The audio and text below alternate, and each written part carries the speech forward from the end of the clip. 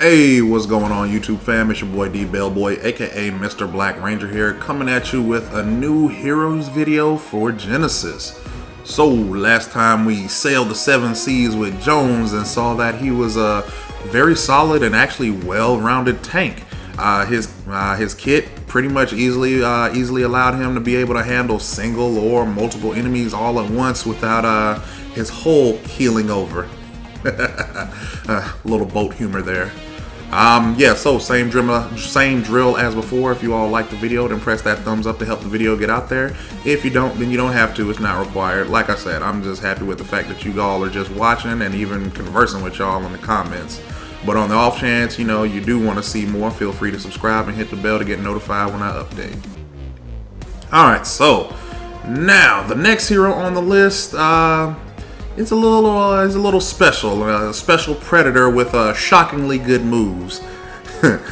Folks, I give you Joules. Alright, so here is Joules. He is classified as a tank mage. Very interesting combination. So now, let's go ahead and take a look at the lore and backstory for him. A terribly violent mutant eel. His lethal voltage and razor teeth are his natural weapons. Making things worse, he can now walk.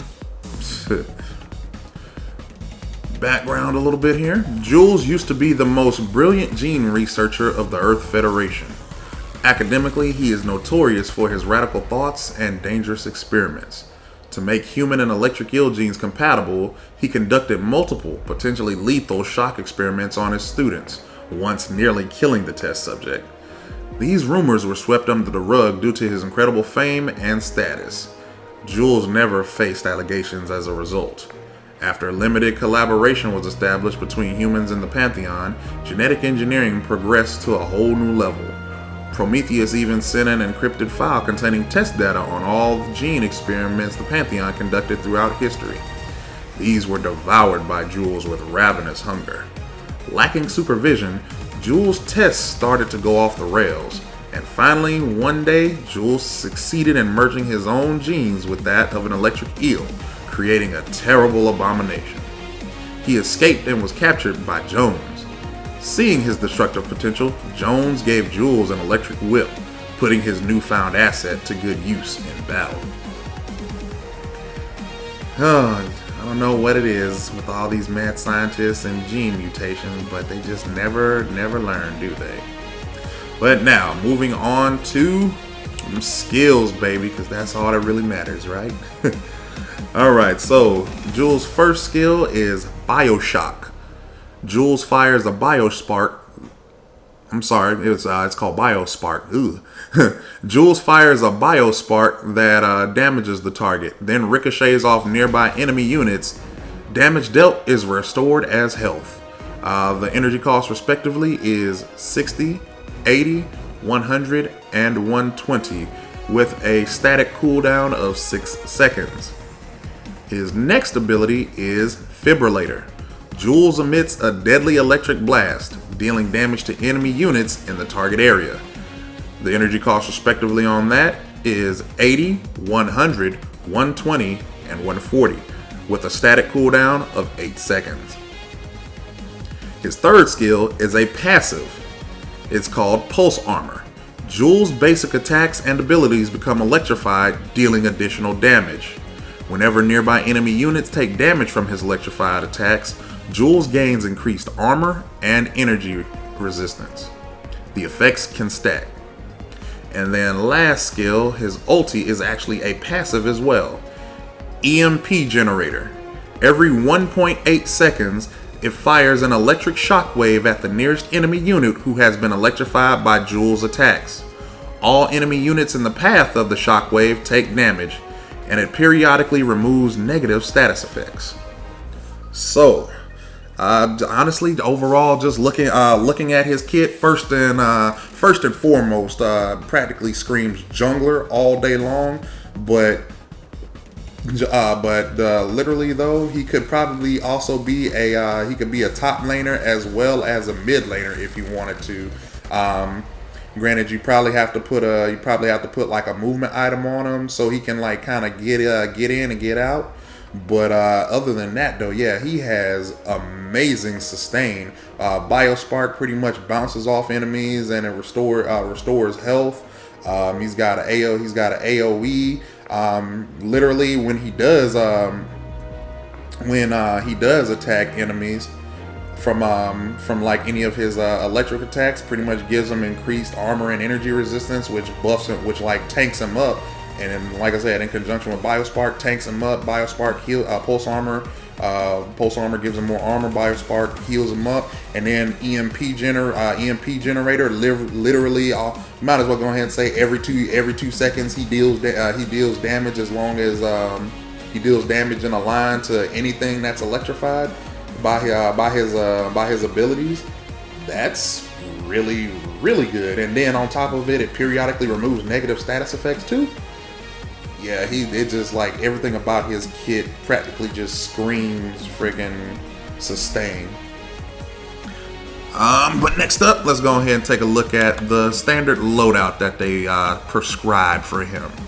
So, first item, Seal of Hades. It costs 4,625 gold, gives plus 475 health, plus 425 energy, plus 6 health regen, and plus 1 energy regen with the passive Rejuvenation. Every time an ability is used by the wearer, it grants additional health regen equivalent to 0.5% of max health per second for 6 seconds. The effect can be stacked 5 times. Next item, Radiant Shield, costs 4,800 gold, gives plus 40 energy damage and plus 800 energy. It's active, Safeguard. It grants a shield equal to 30% of your current energy for 3.5 seconds, and the effect triggers when your health falls below 25%. The movement item is Artemis Boots. It costs 2,750 gold. It gives plus 80 movement speed and plus 60 energy damage, and it's passive Energize. It increases energy penetration by 20. Fourth item here, Crimson Storm. It costs 5,600 gold. It gives plus 70 energy damage and plus 350 health, as well as plus 250 energy, and it's passive Auto Freeze. Abilities reduce target movement speed by 30% for 2 seconds. Fifth item that you want to take is Helm of Hades. It costs 5,500 gold. It gives plus 60 energy damage, plus 20% cooldown reduction, and its passive Curse. Abilities deal additional energy damage equivalent to 7% of the target's current health. Has a cooldown of 2.5 seconds when multiple abilities are used against a single target. Additional damage is capped at 350. And then lastly, on Joules, you want to take Quantum Vest. It costs 4,425 gold. It gives plus 450 health and plus 15 health regen. And its unique passive is Reactive Armor.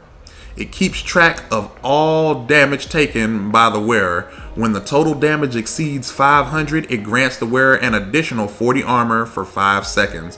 And then the unique passive on that is Damage Absorption. It has a 75% chance to absorb 70 damage received from basic attacks.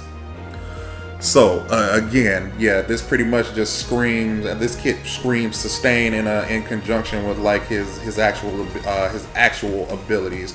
So all in all, literally Radiant Shield. Don't really have to talk about that because again, you know, it's self-explanatory. It is self-explanatory. Granted, you know, when his health gets low, gives you that shield for 30% of your energy for 3.5 seconds to get out. Again, Artemis Boots allows for that movement speed. But Artemis Boots in conjunction with the Helm of Hades, as well as Quantum Vest, is just giving him damage as well as armor and the regen and the health regen stacked on top of his Biospark to just go ahead and honestly he he could go ahead and probably be up there with the fighters, just getting up there and face tanking and beating down whoever it is. Now granted, he's probably not, you know, he is a tank and everything. He may not be he may not be like super tanky about like how E60 or even Galith is, but like so he's got plenty of sustain as well as plenty of damage to go ahead and put out. Honestly, 1v1s he'll probably be really decent at 1v1s. I'd honestly suggest you might have like he is a tank and a mage, but I'd still say you kind of have to. He'd be more like more positional, so you don't want to like, you can face tank, but I won't say just, you know, Leroy Jenkins it and just face tank it. You got to be a little bit careful face tanking in there. Yeah, as well as honestly, now that I look at everything with the health regen and his and like everything for his kit, it's almost like literally it's like it's not as broke as it was when it first came out, but it's almost like a chimera kit from Paragon, a little bit, not like too much, but just a little bit. But next up, let's go ahead and take a look at these the skill order for them. So you want to take, obviously at level 1, you want to take Biospark. That's going to be your main damage ability, and it's going to be your main heal ability as well. You're gonna take that evenly through, well, slightly evenly throughout the early game at level. Again, you take it at level 1, but then 4, 5, and 7, you're just gonna round that out so you can go ahead and get the max heal for sustain in either lane, jungle, or mid, wherever you decide you want to play them. Fibrillator, taking that at level 3. This is again, you know, you're gonna need that to deal some AOE damage. Not really gonna need it too much there, because again, you're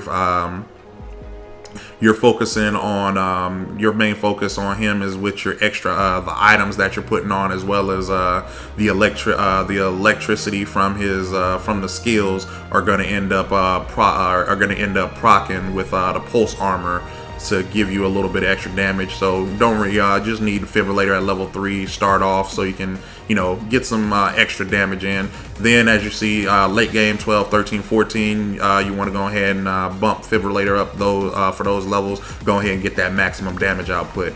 Pulse armor, again, that's going to be the second skill you take. As you see at level 2, again, that's is going to allow for the electricity off of the Biospark, which you took at 1, to give you that extra damage, as well as that extra armor and the energy resistance to be, honestly, probably be a more formidable threat early game than just about anything. Then around mid game, you're going to take 8, 9, and 10. You're going to take those to go ahead and beef you up, because people are probably going to start hitting a little bit harder around then to give you more survivability. And then, like always, lastly, his ultimate EMP generator, you're going to take those respectively at level 6, level 11, and level 16. So, yeah, guys, Joules is, honestly, I think Joules might actually be underrated, because everything, like literally, his kit practically screams, like, it screams 1v1. It screams survivability, it screams jungle, it screams mid, it screams top laner. Like, if it's like literally, if you want to be like that buyer, you know, if you want to be that kind of buyer by yourself, that I walk the path alone, Lone Ranger, it seems like Joules might be that character for you. Again, because like I said, his kit is almost reminiscent somewhat of Chimera from Paragon. Now, getting a little bit more into it, he's still, because he is a mage, so he's still, like I said, he's still maybe a little bit squishy. So he's more, I'd say he's more of a like a fighter than anything, but not too heavy into the tank. So again, like I said, yeah, you don't want to go Leroy Jenkins in there and then end up getting destroyed. But yeah, good overall kit for him. And that's gonna do it for this video, guys. So yeah, you know, if you like the video, like I said, thumbs it up. If not, you don't have to. If you want to subscribe, thank you. Just go ahead and subscribe and hit the bell to get notified. And like that, we gone, guys. And remember, we're always good like grandma's cookies.